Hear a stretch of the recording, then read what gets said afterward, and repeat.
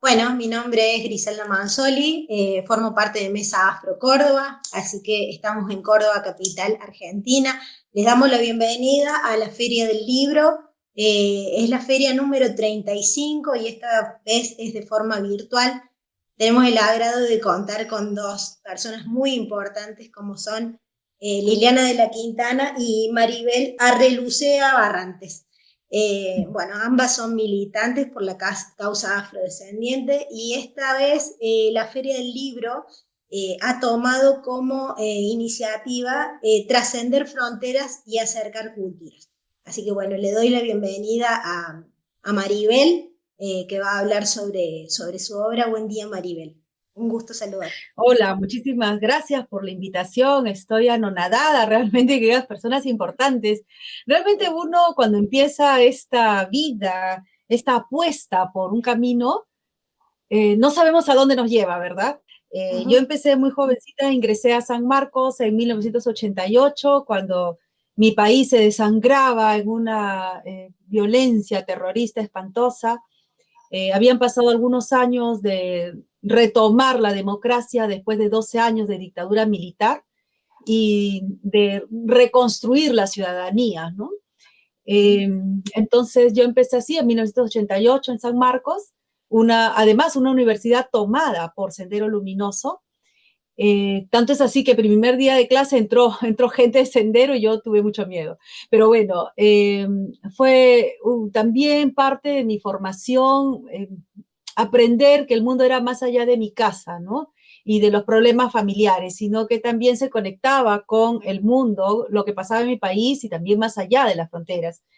Entre las cosas que agradezco mucho es haber aprendido, por ejemplo, había una sensibilidad muy grande en torno a reconstruir la vida de la gente sin historia, los nadies, ¿no?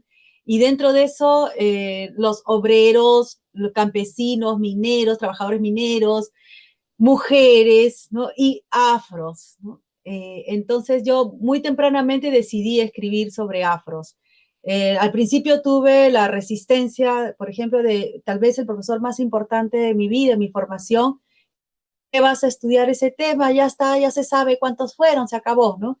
Bueno, pero yo insistí.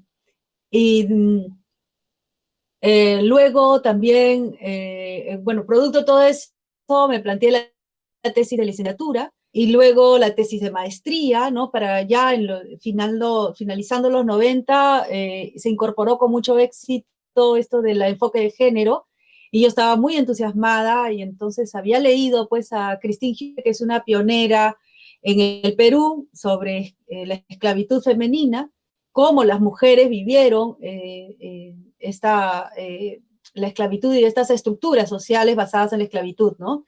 Entonces, para mí fue una inspiración, ¿no? Y empecé a escribir y luego sustenté la tesis de maestría, que está en línea, sobre las mujeres esclavizadas. Parte de lo que yo venía escribiendo lo fui publicando en artículos, así en diversos sitios y después ya el libro demoró muchísimo, pero no me arrepiento porque fue también una forma de entablar conversaciones, a aprender mucho. Bueno, yo cuando empecé pensaba pues que había que aprender mucho de solo los historiadores, ¿no? Y después fui abriendo mi campo de acción y escuchar mucho a la población misma. Es decir, también escuchar otras voces, ¿no? Porque el campo académico es uno. Y ahí nosotros dialogamos, pero a veces estamos como en una nube, haciendo como una especie también de mea culpa, ¿no? Reconocer eso. La academia a veces se queda aislada de lo que pasa en el país, ¿no? Y además tuve la oportunidad de viajar, de conocer colegas en distintas universidades del mundo, y eso me abrió las puertas también a lo que se estaba discutiendo en otros lados, ¿no? ¿Cuáles eran los problemas en otros lados? Por ejemplo, conocer gente en Brasil, colegas en Brasil y estudiantes, escuchar también a los estudiantes, que hablaban de cómo no era un asunto solo académico, sino un asunto real de lucha de derechos, ¿no?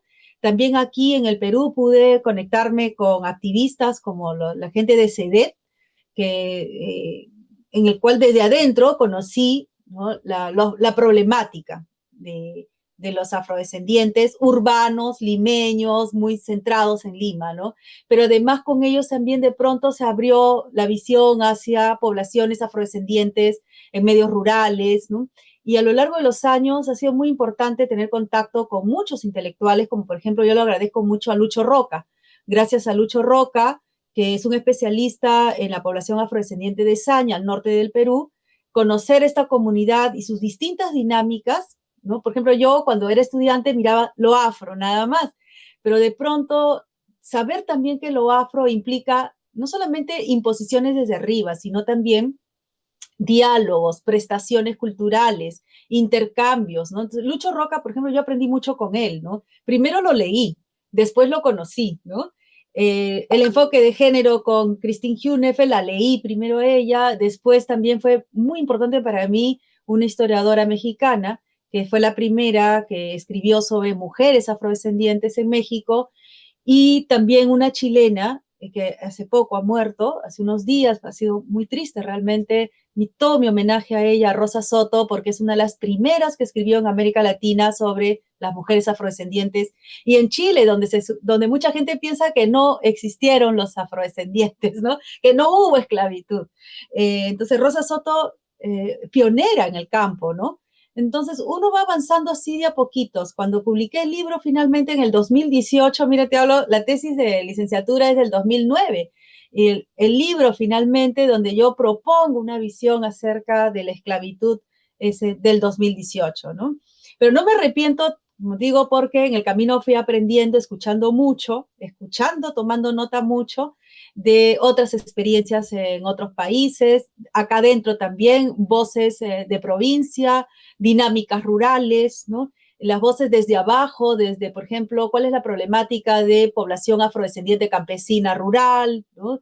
Fuera de Lima, o la población afrodescendiente de las periferias de la ciudad, o aquellos que también ya están escalando y son clase media, ¿no? Población afrodescendiente de clase media, mujeres en particular. He tenido oportunidad de hablar con mujeres de Chincha, de Saña, ¿no? Y las particularidades de las vivencias, que todo eso ha enriquecido mi trabajo. Entonces, el libro, el que yo propongo, La esclavitud, claro, uno puede pensar, es el pasado, ¿no? Sí, yo abordo el pasado, pero porque también tengo preguntas desde el presente. Entonces, estudiar la esclavitud no es un tema más de la historia, sino nos permite ver cómo se deshumaniza personas, que estaba muy también presente en esos momentos en que yo estudié y luego empecé a escribir, ¿no?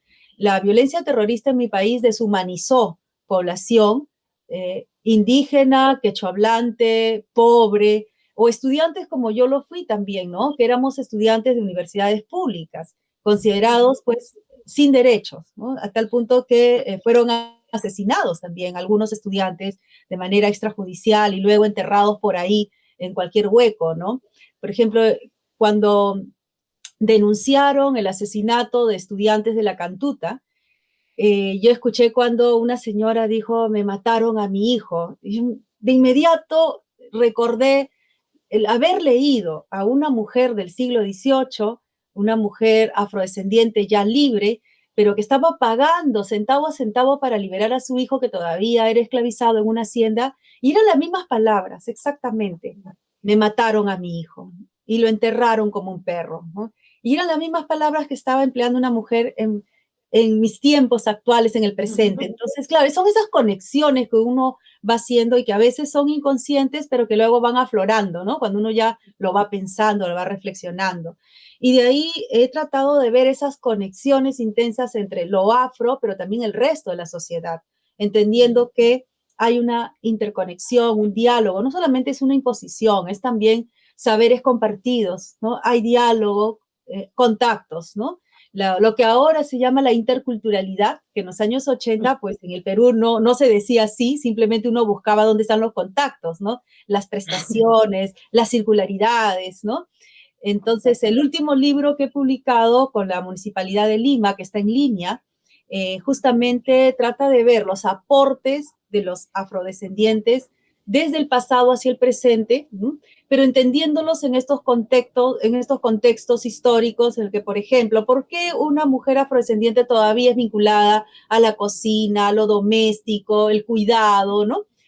¿Con qué tiene que ver? Con la esclavitud en el pasado, sí, porque fueron colocadas, obligadas a trabajar en estos menesteres, pero andando el tiempo también estas mujeres entendieron que era un espacio que podían conquistar y se convirtió en un espacio de resistencia, ¿no? Desde el cual podían sobrevivir ellas y también darles un oficio a sus hijas, ¿no? Entonces se atrincheraron esos espacios. Y luego fueron surgiendo otros, ¿no? Entonces en el libro Lima Afroperuana, que está en línea, trato de un poquito hacer esa historia de cómo fueron ubicados, ¿no? Y se fueron creando estereotipos, pero al mismo tiempo también es la población afrodescendiente la que conquista espacios y se vuelven indispensables en esos espacios, ¿no? Especialistas en estas cosas, mientras la sociedad va avanzando y se abren otros espacios, ¿no? Hoy en día una mujer afrodescendiente en mi país, como en otros también, tiene la oportunidad de estudiar. Algunas pueden estudiar, pueden ser profesionales, se desenvuelven en múltiples campos, ya no como en el pasado que estaban obligadas pues a seguir a sus abuelas y a sus madres a la cocina, ¿no? Entonces ahora tenemos múltiples espacios para desarrollarnos, ¿no? Entonces, desde que me inicié pensando en el pasado, en una pregunta de por qué los esclavizados de Lima no se rebelaron en masa, ya que eran una población muy importante, hasta la actualidad en que trabajo estas conexiones interculturales para entender un poco nuestra cultura y nuestra identidad, o debo decir en plural, nuestras identidades en Lima. Entonces ha pasado mucha agua bajo el puente, ¿no? Sí, pero es un constante aprendizaje, ¿no? Un constante aprendizaje. Muy bien. Me parece súper fascinante lo que nos contás y la verdad, lo voy a decir de buena manera, envidio cómo los peruanos y también los bolivianos tienen esa plurinacionalidad que los argentinos no tenemos, que nos vemos afectados por discursos que son blanqueadores, que venimos de una historia muy, muy mala con respecto al reconocimiento. Nosotros no podemos, a lo que apunta Mesa Afro, que es el colectivo al que pertenezco, es que haya una visibilización de la cultura afro en Córdoba, la cual es en Córdoba y en Argentina, por supuesto, la cual es muy difícil porque nosotros tenemos desde muchos años gobiernos que han tratado de implantar el blanqueamiento en nuestro país. Entonces, es algo que ustedes veo que lo tienen más así, más a flor de piel, más reconocido, es más lindo y no sé si me equivoco, pero es más fácil. Es emocionante, ¿no? Es emocionante ir rompiendo un discurso hegemónico que viene del siglo XIX, de blanquearse, porque son élites, la de Buenos Aires, la de Santiago, la de Caracas, o la de México, la de La Paz, etcétera. Son discursos que miraban mucho Europa, ¿no? Pensar en Europa como el modelo hegemónico de cultura, de sociedad, de nación. Y todo tenía que ser blanqueado, lo refinado, lo oculto, pasaba por lo escrito, por estas diversiones refinadas como el ballet, el teatro. Entonces lo popular empieza a ser desechado, rechazado, ¿no? Y dentro de lo popular está lo andino, lo amazónico, lo afro, ¿no? Entonces son procesos lentos, muy lentos realmente para poder rescatar esos saberes, sentirnos orgullosos de lo que somos, así, con todas nuestras raíces, ¿no? Entonces, en Argentina hay amplios movimientos, yo sé, de historiadores, de teatro, de música. He estado en Buenos Aires y en Córdoba he estado también, una belleza Córdoba. Y esto de rescatar la presencia afrodescendiente a través, por ejemplo, de los sitios de memoria, que es algo mucho más impactante, ¿no? Que un libro. Yo soy historiador y sé las limitaciones que tiene, uno publica un libro, pero tal vez el libro no circule tanto, pero de pronto una escultura, una placa, el sitio de memoria, esas cosas como hay en Córdoba, ¿no?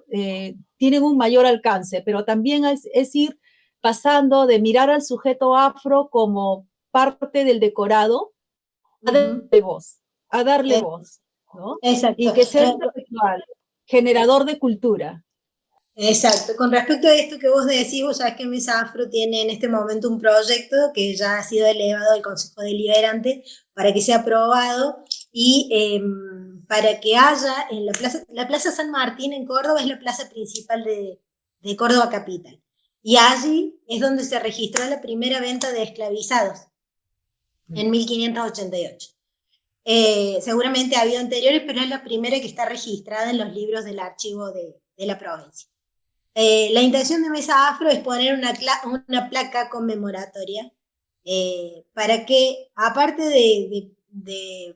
de hermosear la ciudad, la gente también tenga acceso a esa parte de la historia que es súper importante y que no la saben, porque si hoy paseamos por el costado pongamos, de la catedral y vemos las tejas musleras que estaban hechas en el muslo de los esclavos, de los esclavizados, la gente no sabe que era así.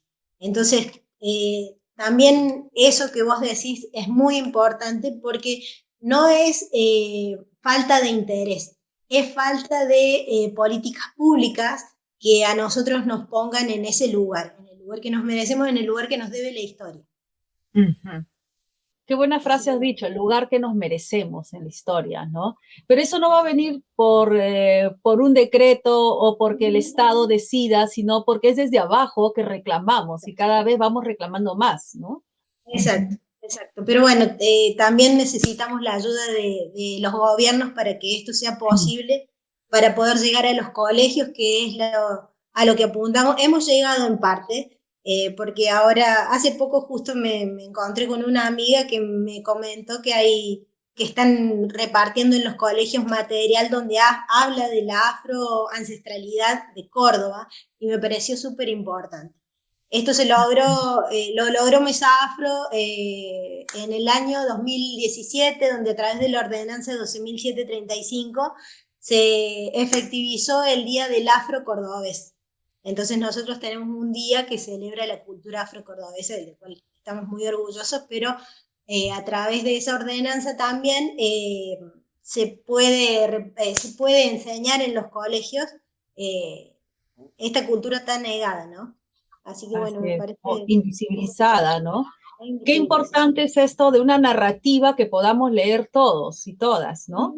En el 2015, el Ministerio de Cultura nos encargó a mí y a mi esposo, Jesús Cosamalón, escribamos un libro general que todos puedan entenderlo, leerlo con facilidad, sin ese aparato crítico que a veces tenemos los historiadores, ¿no? Hay algunos historiadores que también escriben tan difícil que es intragable, ¿no? Entonces, que sea un libro sencillísimo. Y con mi esposo estábamos realmente preocupados porque tratar de escribir sencillo es difícil, ¿no? Y entonces escribimos La presencia afrodescendiente en el Perú, que también está en línea. Y estamos muy orgullosos que este libro ha podido circular no solamente entre los medios académicos, sino también entre activistas y a los colegios, ha pasado a los colegios, ¿no? Entonces necesitamos historias donde los afros estén incluidos en la historia, así como las mujeres reclamamos, las mujeres, ¿no? Las comunidades amazónicas, los chinos, dependiendo también de cada uno de nuestros países, las experiencias que tenemos, ¿no? Pues a mí me conmovió mucho allá por los años 90, cuando recién empezaba, cuando di una charla en una comunidad media rural en Chincha. Los niños se me acercaban y me contaban sus experiencias en la escuela que no les gustaba cómo se veían en los libros escolares.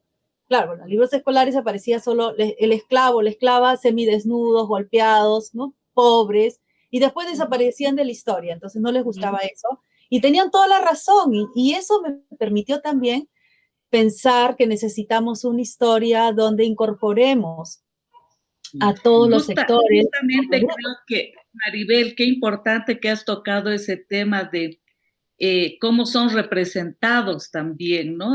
Yo creo que es muy importante también, qué es lo que ha pasado un poco con la literatura infantil, de la cual quiero hablarles, los afrodescendientes y su presencia en el mundo de la literatura infantil. Y es una investigación que realicé hace unos 4 años, porque empecé a buscar libros sobre afrodescendientes y prácticamente el panorama es desolador, ¿no es cierto? Por ejemplo, hay un clásico en Costa Rica que se llama Cocorí, de Joaquín Gutiérrez, que se escribe como en 1942, y no saben, es el libro emblemático en el caso de Costa Rica. Pero cuando tú les preguntas a los ticos afros, ellos ya se hicieron óperas, hay un parque temático, es un libro que tiene no sé cuántas ediciones, pero cuando se les pregunta a ellos qué sienten respecto a esto, ellos negaron ese libro, dijeron, no queremos que entre al plan de lectura, porque no nos sentimos hasta un poco caricaturizados en esa presencia, ¿no? Entonces, un poco en el caso de Bolivia, por ejemplo, la presencia de los afros es bastante pequeña porque cuando llegaron, los compraron en el puerto de Buenos Aires a los afrobolivianos, en este caso, los llevaron a trabajar a las minas. Imagínense esa subida a 4.000 metros y meterlos en esos sepulcros de la minería fue tremendo. Entonces, físicamente no resisten, se revientan sus pulmones, la lengua se les sale, los ojos se les desorbitan, ¿no es cierto? Por ese contraste y por ese durísimo trabajo. Trabajan en la Casa de la Moneda haciendo las primeras monedas que hay en América Latina, y el trato obviamente es inhumano, pero como ellos fueron comprados, los dueños de esto deciden que lo poco que quedó de ellos se vaya a los yungas de Bolivia, a la parte más cálida, al trabajo agrícola, y por eso es que realmente hay un interés muy especial por lo afroboliviano, porque estos primeros grupos que llegaron a Bolivia han conservado de una forma muy increíble porque han sido alejados, es un grupito tan pequeño que han sido, ellos mismos han conservado al interior incluso música africana antigua, ¿no? Y yo creo que también comparto contigo lo que dices de salir de los formatos. De pronto no están en los libros, pero por ejemplo hay historias bailadas, como es el caso de la Morenada en Bolivia, que justamente es la representación de esa máscara con esa lengua afuera, esos ojos desorbitados, que es subir a la mina y con la matraca que es crack, crack, crack, el sonido de las cadenas. Entonces es otra forma en que los indígenas también vieron a los afros y contaron, narraron esta historia a través de la danza de la morenada, ¿no? Esto es parte, por ejemplo, de un poema muy hermoso que hace uno de los Jorge Mansilla, uno de nuestros poetas maravillosos, y dice: la horrenda visión resucitará en la historia bailada. Es una danza que el pueblo acabará llamando la morenada. Esclavo negro, ya tiene su rostro la horrible máscara del condenado a muerte. Los ojos desorbitados por el terror que está padeciendo. Las fosas nasales desmesuradamente abiertas por el absorber el aire. La boca de infierno con la lengua irremediablemente ardida por una falta de gota de agua, ¿no? Entonces, yo creo que estos otros formatos como la poesía, la danza, forman parte de contar su historia. Y justamente en esta revisión, lo que tú dices, Maribel, qué importante es que la historia llegue más fácil, más comprensible también a un público más amplio.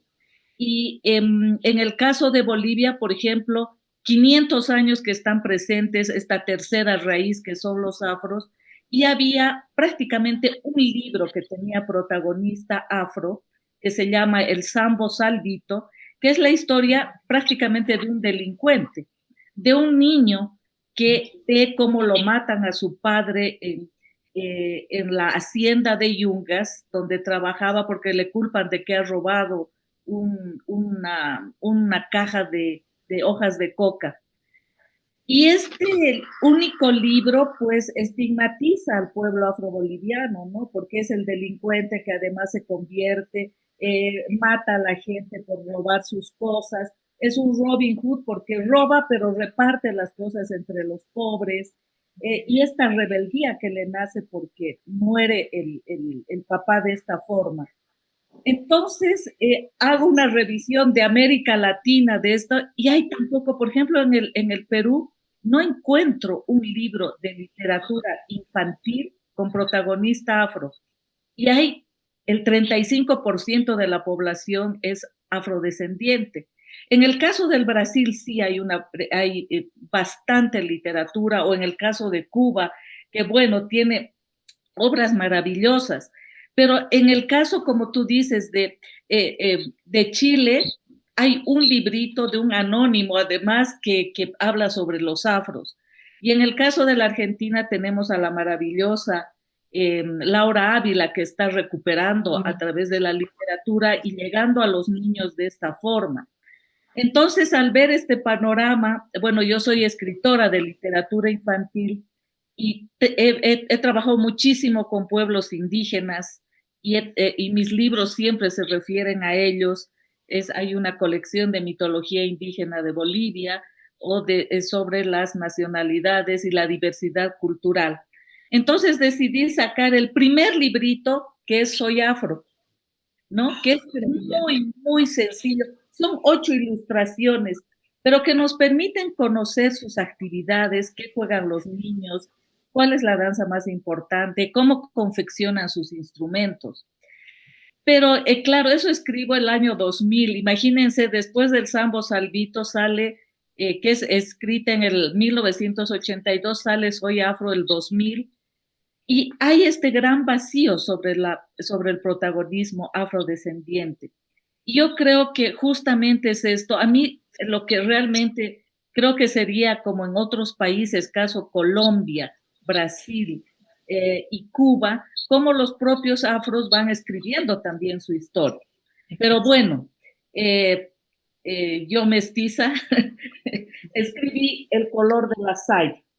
Es la historia de la presencia de los afros, un poco lo que les conté, la llegada a Potosí, la abolición de la esclavitud, el traslado a las haciendas, a partir de una abuela y su nieta que quiere jugar fútbol, porque claro, también el estereotipo, los afros juegan fútbol, ¿no es cierto? Sí. Pero también las niñas afros quieren jugar fútbol y no las dejan, no las reconocen, porque además dentro también de los grupos hay esta negación también hacia una actividad, o había por lo menos de forma más fuerte hacia las mujeres.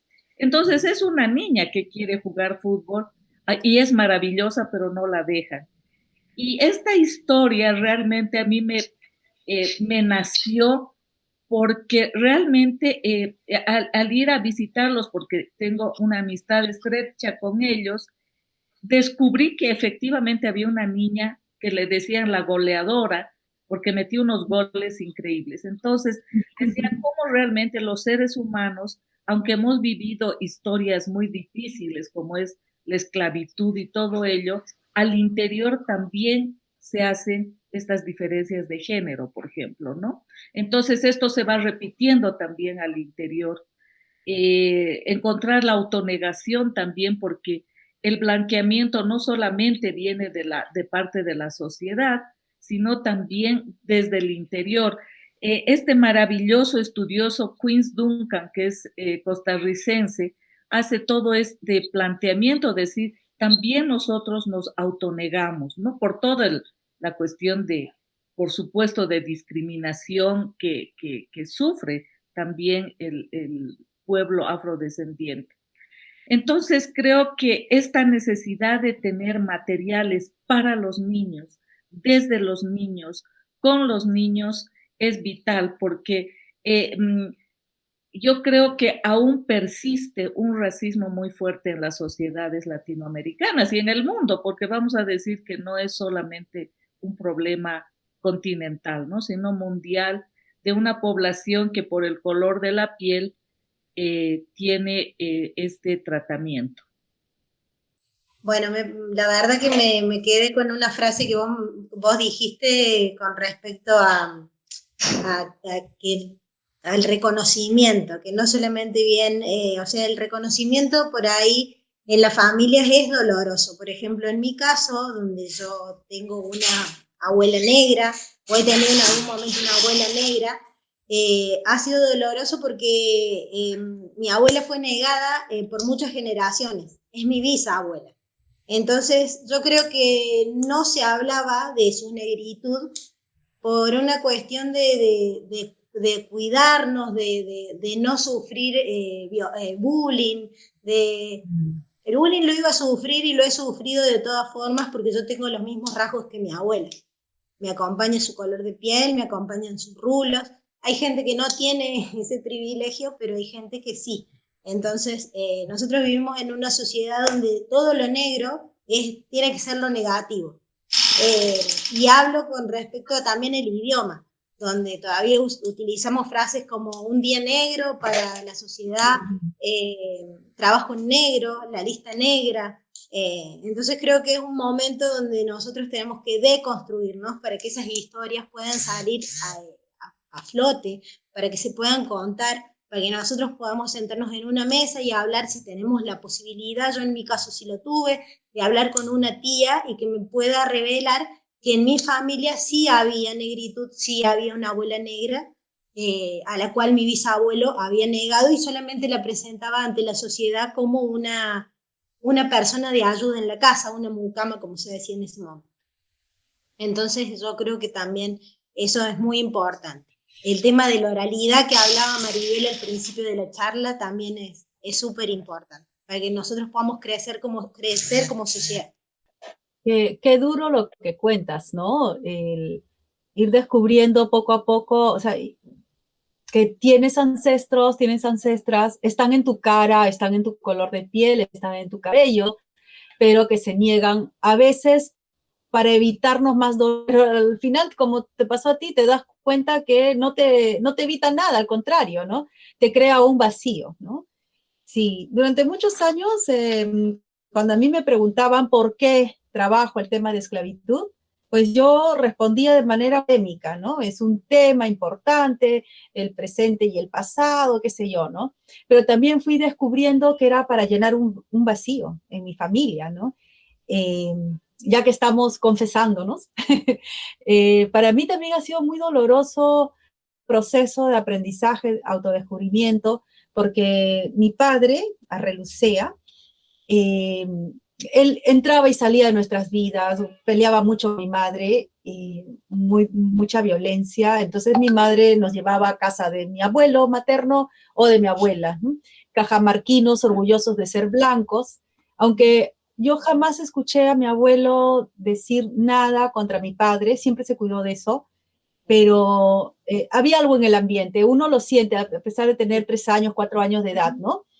Y cuando vivíamos con mi papá, en las peleas constantes, y mi mamá empleaba insultos raciales contra mi padre, ¿no?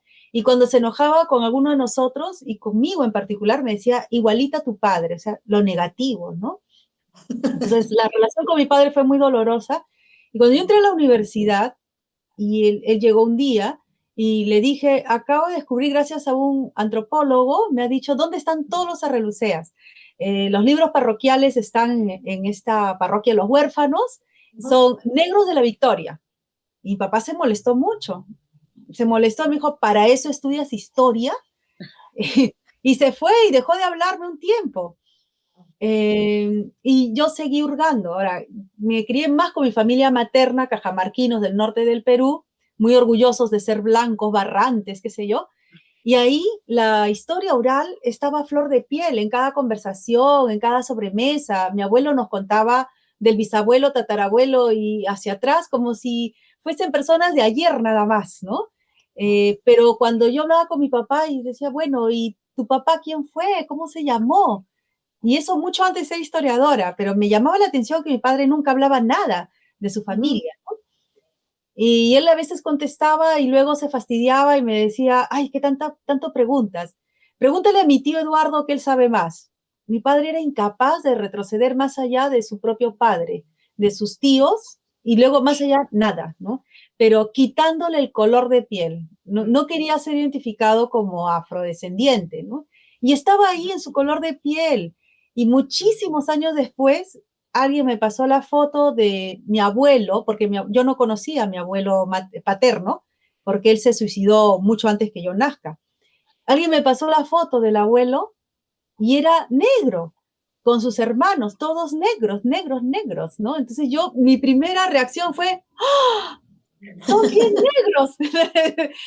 ¿Por qué? Lo único que conocía de mi abuelo paterno, Jorge Relucea, aparte de mi madre nos contaba la historia de su suicidio como algo, como un cuento de terror. A veces, muy pocas veces íbamos a la casa de la abuela y había un cuadro ahí en medio del abuelo blanco. Ahora recién lo veo, era blanco, ¿no? Blanqueado por completo. Pero yo veía a mi papá, a mis tíos, mis primos, con los rasgos afrodescendientes. Entonces también, cuando te crías aparte, ¿no? Y con estas peleas de familia, en que para mi familia materna, mi padre y todo lo que representaba la negritud era negativo. Entonces yo lo fui borrando y protegiéndome también, ¿no? Y después tratar de entender a mi padre a través de la historia. ¿Cómo se comportan los hombres? ¿Por qué abandonan los hombres? ¿Por qué las mujeres tienen que cargar con todo, no? Esa violencia al interior de la familia y todo eso lo traté de entender en vez de llevar una terapia mejor a partir de la historia, ¿no? Con la historia traté de entender y entonces ahí fui entendiendo también parte del comportamiento de mi padre que venía de estructuras, ¿no? Que provienen de la esclavitud, ¿no? Y fue como llenar vacíos. La relación con mi padre fue esporádica también, y cuando lo desahuciaron nos llamaron y fui a verlo, con mi hermano mayor decidimos hacernos cargo de él, ayudarlo para que se vaya de este mundo como una persona, devolviéndole humanidad, ¿no? Y cariño. Y nos reconciliamos con él y yo le dije a mi papá, tú eres un cimarrón del siglo XVIII, de esos cimarrones que yo estudio en el archivo, ¿no? Un hombre que busca su libertad. Entendí, mi padre era un hombre que buscaba su libertad personal y no se ató a nada, ¿no? Pero él nunca admitió que era afrodescendiente, ¿no? Y claro, yo lo entiendo, una sociedad que a él le tocó racista, terriblemente racista, decir soy afrodescendiente es perder, es bajar, ¿no? De categoría, no tener prestigio, no tener oportunidad. Pasa incluso hasta el día de hoy, mis hijos tienen el mismo color de piel que yo, incluso más oscuro, y yo vivo en un barrio de la periferia, en zona roja se dice acá cuando son los barrios muy peligrosos. Yo vivo en barrio Pueyrredón, casi en el Bajo Pueyrredón. Entonces yo a mis hijos les tuve que enseñar que acá no se puede, ellos son adolescentes y todavía están en esa transición entre el niño y el adolescente que va corriendo al kiosco, va corriendo a juntarse con los amigos, y acá no se puede correr, porque si vos corres y tenés el color de piel que tenemos nosotros, te para la policía. Muchas veces me ha tocado salir a defenderlos, a decir dónde vivimos, a decir que somos del barrio, a decir que no somos ladrones, y el que no está corriendo porque se robó algo. Porque acá el que corre y es negro es porque robó. Y eso lo tiene implantado en la sociedad y es muy triste. Es muy triste que yo tenga que enseñarle a mis hijos eso. Qué terrible. Como decirle a las niñas, cuídense porque las pueden tocar, ¿no? Exactamente. Sí, racismo, machismo van de la mano, ¿no? Exacto. Y también el clasismo. Y no hay una forma linda de decirle a un policía que lo que está haciendo es mal y que lo que está haciendo es discriminativo. Entonces, encima que yo estoy reclamando mis derechos y los derechos de mi hijo, quedó como lo que nos clasifican, una negra de mierda, que es la palabra que se usa en Argentina habitualmente. Y si levantas la voz, loca. Loca. Claro, porque ahí se van cruzando, te das cuenta, todos estos estereotipos de género, clase, raza, que quisiéramos desterrar de una vez, ¿no? A veces... Claro, como decían ustedes, creo que tiene mucho que ver con las políticas públicas y cómo desde el Estado realmente hay esta amplitud para vernos, ¿no?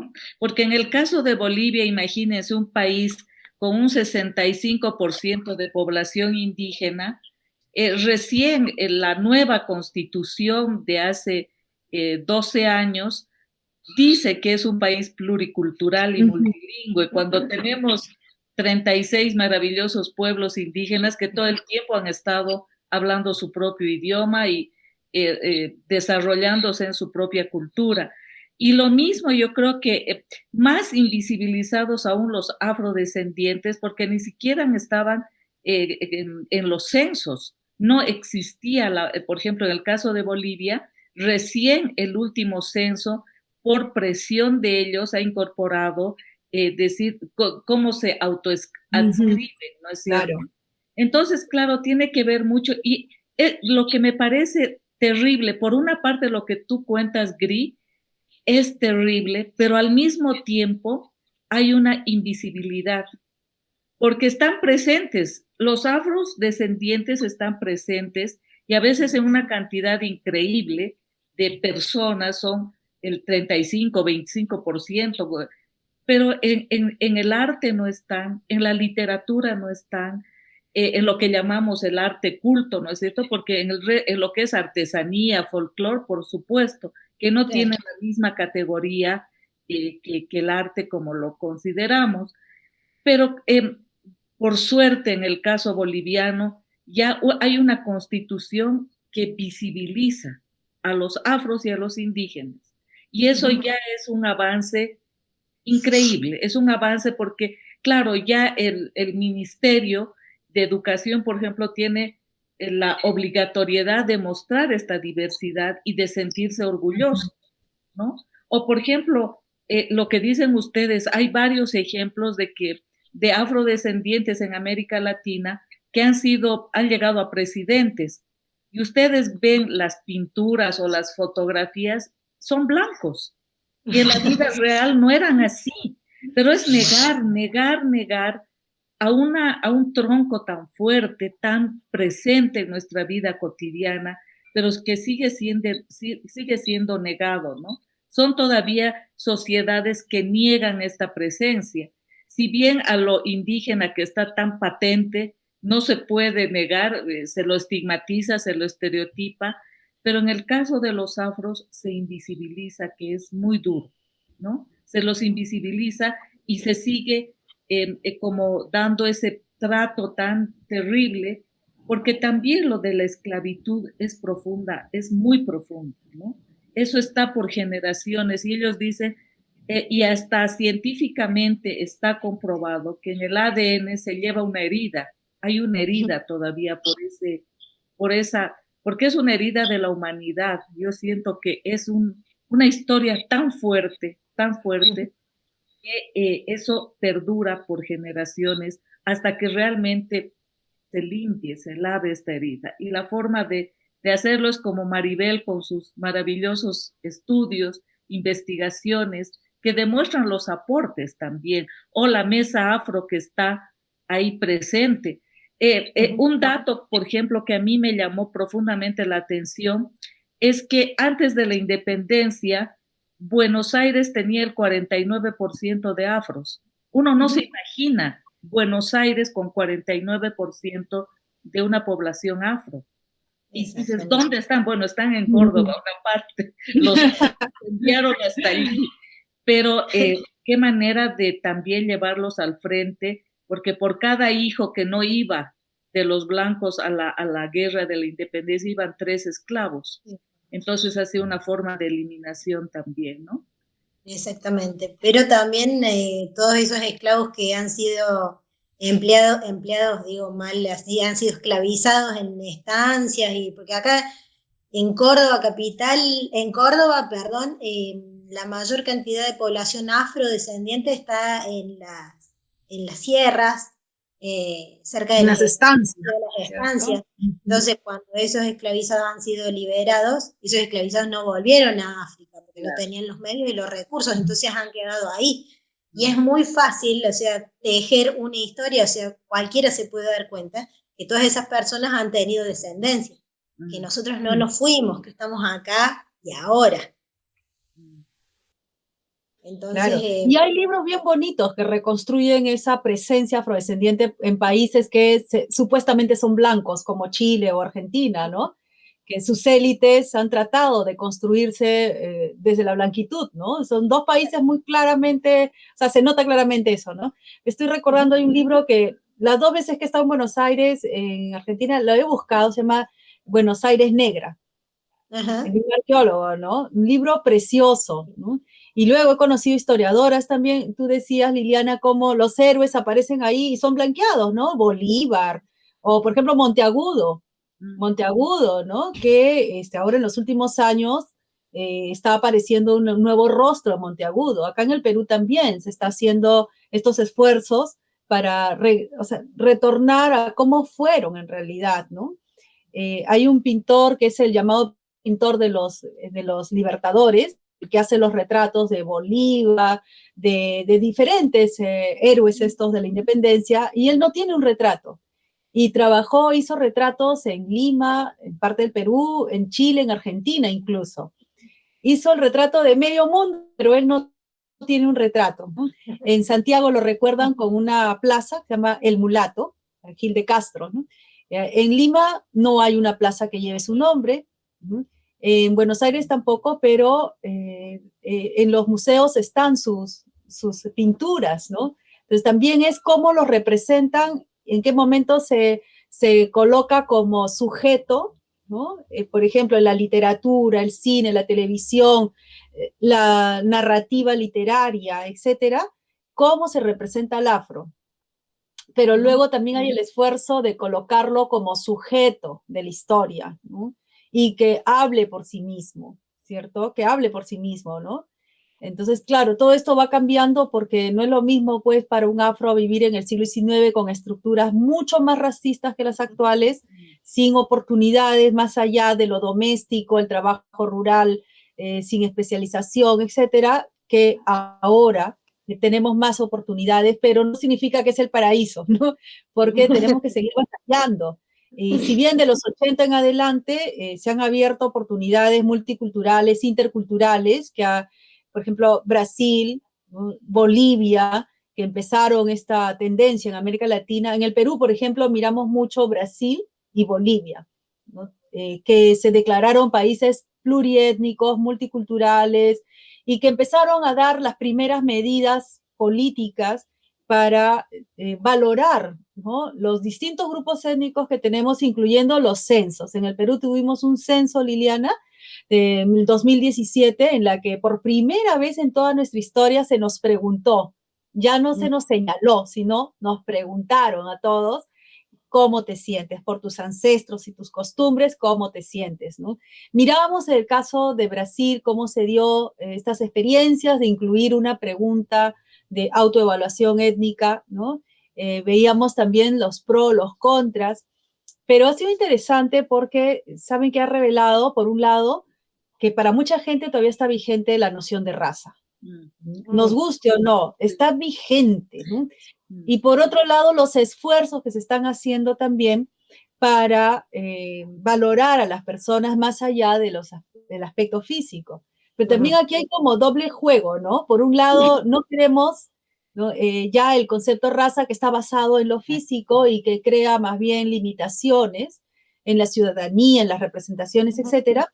Pero por el otro lado también hay un descubrimiento y un orgullo por la forma como lucimos, ¿no?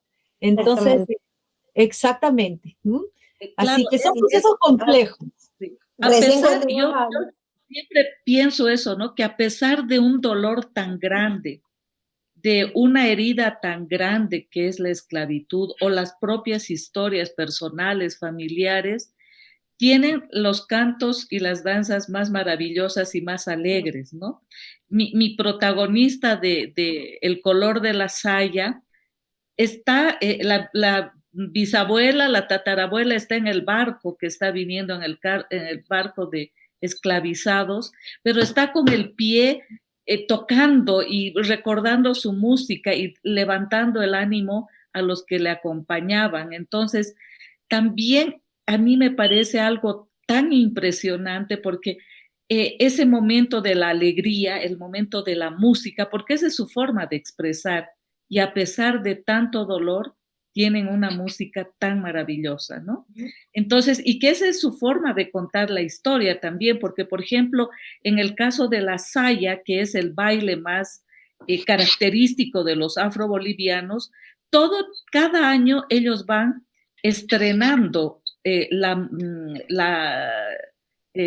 letra de una canción, la letra de la saya, que está hablando de lo actual o que está rememorando cuando se abolió la esclavitud en Bolivia. Entonces fue el presidente Isidoro Belsu, Bandera ganó y está en el altar mayor porque abolió la esclavitud. Entonces también están esos otros formatos que no son precisamente el de la escritura, que no es el caso de los pueblos indígenas y afrodescendientes.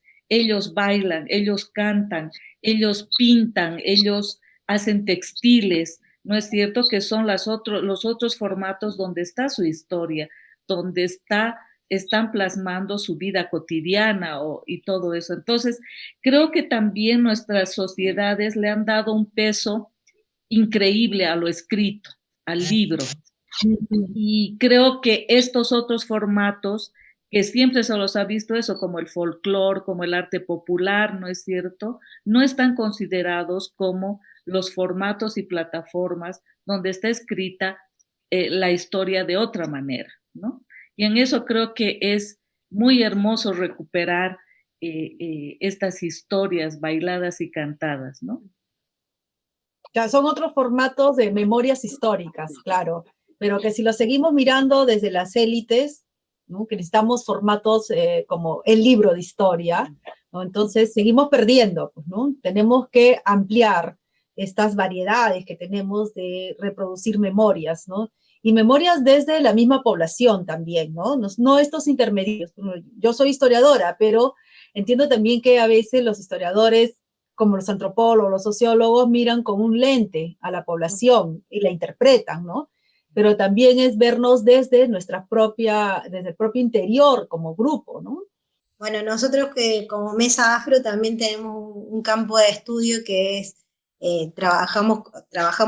colaboramos con dos poblaciones, una población comechingona, que es el comedor de Luzán, de Lucía Villarreal, y el comedor Pasito Pasito, que es una población afrodescendiente sin ellos autopercibirse afrodescendientes.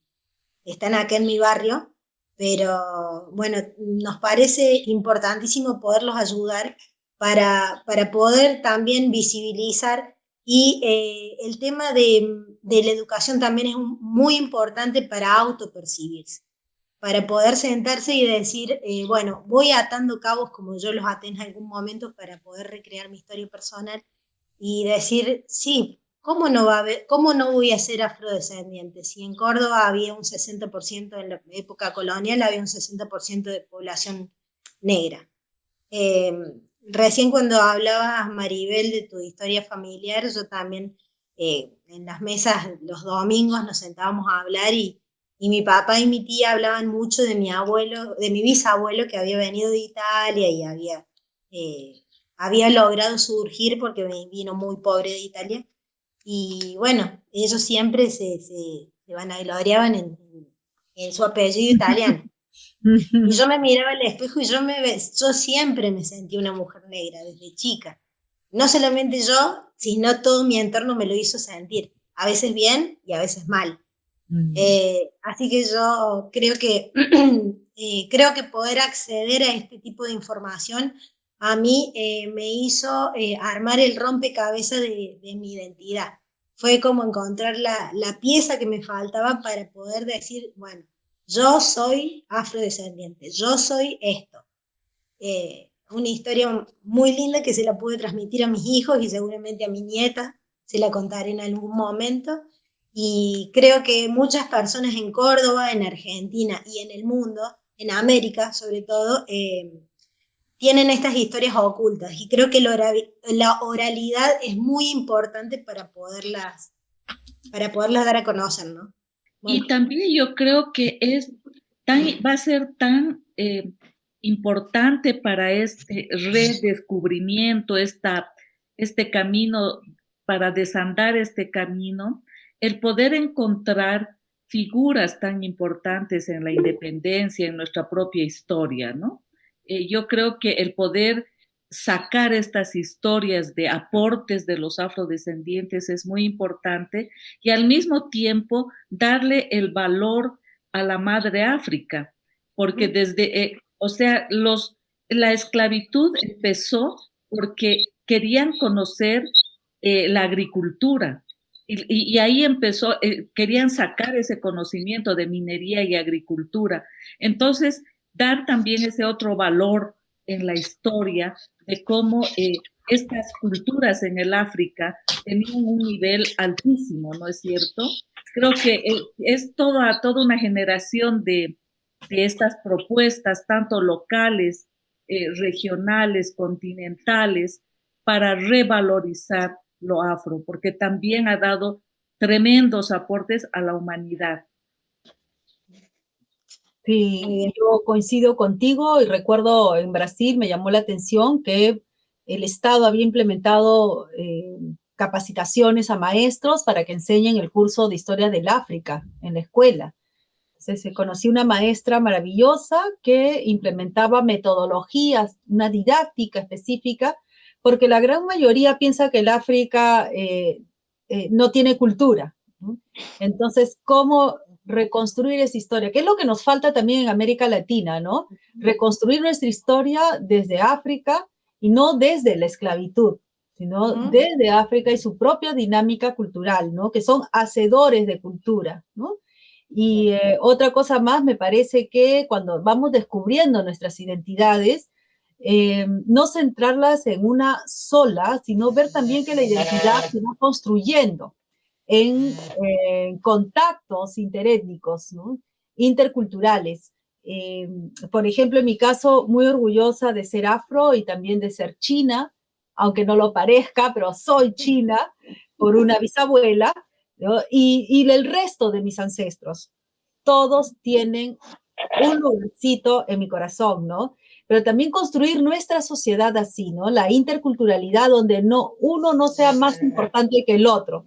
La experiencia que tenemos es que del momento en que se creó un grupo hegemónico, ¿no? Que tomó el poder y blanqueó todo, invisibilizó al resto. Lo que no debemos hacer es repetir esa experiencia, sino darles a todos el lugar que se merecen, como decía Grino, el lugar que se merecen en la historia, visibilizarnos todos y todas por igual, ¿no? Con todas las sangres, como dicen en el... como dice Arguedas. Sangres, sí, como dice Arguedas. Sí. Bueno, chicas, vamos a ir culminando esta. Igualmente, Liliana, estaba tan linda la charla que no tuve tiempo de presentarte. No te preocupes, no, yo estaba escuchándole a Maribel y a ti y tenía las ganas de compartir también esta parte de Bolivia, favor, pero no. Bueno, hermoso, ha sido un honor hablar con las dos, Liliana de la Quintana y con Maribel. Así que bueno, quieren hacerse algunas preguntas. Yo la verdad que no, porque han contado cosas tan lindas que no me quedo pensando en todo lo que dijeron. Sí, y lo bonito que es estos diálogos así de diferentes países, nuestras propias experiencias, pero que terminamos también descubriendo que tenemos tantas cosas similares, ¿no? Sí, por ejemplo, el autodescubrirnos, el enfrentarnos a momentos horrorosos, como por ejemplo lo que tú dices, Gri, que también es similar aquí y es similar en México y es similar en tantas partes, ¿no? Nuestras experiencias como mujeres, nuestras experiencias como un grupo étnico diferenciado, ¿no? Con una larga historia de postergación, pero que también son grupos que se movilizan, ¿no? Y que reclaman espacios, que reclaman derechos. Y estamos en este contexto donde se le da mucha importancia a la interculturalidad en las políticas públicas del Estado y ya no hay marcha atrás. No hay marcha atrás, ¿no? Así como hay unas políticas de género, también hay unas políticas interculturales, no hay marcha atrás, aquí estamos y vamos a seguir acá, ¿no? Y que se concreten. Exacto. Y una gran movilización social, y el hecho yo creo que vamos avanzando cuando vemos de que en los puestos públicos, en el arte considerado así, hay presencia de todos los colores, de todas las, de todos los orígenes que tenemos, porque evidentemente no solamente está presente el África, está el Asia, también con su propia historia, ¿no? Y lo indígena que es tan fuerte en nuestros países. Entonces, creo que el tener la oportunidad de conocernos, de reconocernos, de compartir materiales, de poner en línea, ahora hay que aprovechar de poner en línea todos estos trabajos y poder utilizarlos.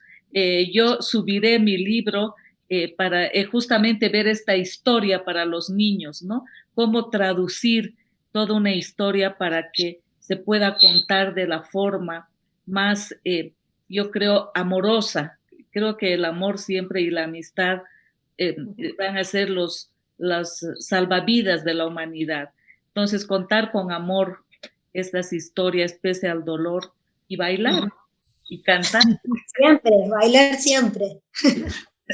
La liberación. Sí, es verdad. Bueno, mi querida Liliana, mi querida Maribel, ha sido un gusto compartir con ustedes. Bueno, quedamos en contacto y la verdad que ha sido súper enriquecedor esta charla entre las tres. Les mando un abrazo. Un abrazo fuerte para todas. Muchas gracias. En otra oportunidad. Muchas gracias. Estamos en contacto. Por supuesto. Un abrazo. Adiós.